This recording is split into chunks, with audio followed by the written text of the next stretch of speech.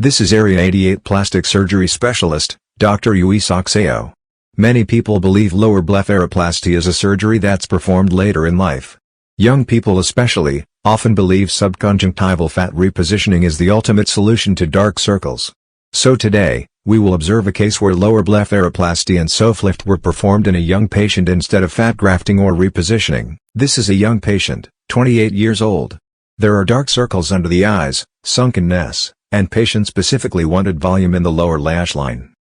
In such a case, a well-done subconjunctival fat repositioning and fat grafting will make things better than they are now. However, in this case we need to make volume in the lower the lash line, and this patient's mid-cheeks are shaped inward. Therefore, it'd be much more effective to perform a lower blepharoplasty and SOOF lift than fat grafting and repositioning. This patient's skin is very thin. Therefore, the under eyes look dark red due to the periorbital muscle. In this case, it'd be advisable to make the thick skin below the thin skin rise more. Only then will the area looking dark red be improved. Fat grafting, fillers, or fat repositioning in this situation will not remove the dark circles under the eyes. This is picture taken 12 days after surgery. I've done a lower blepharoplasty and SOOF lift, also making volume in the lower the lash line. Fat repositioning was also performed during the operation, of course.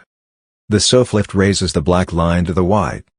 You can see the area in black line drooping down the mid-cheek has risen to the area in white line. The following picture was taken 19 days after surgery. Scars this much will be invisible later. Faces like these are very pretty, and with 1 to 2 cc of fat graft in the mid-cheeks after the lower blepharoplasty and SOOF lift, it'll become even prettier.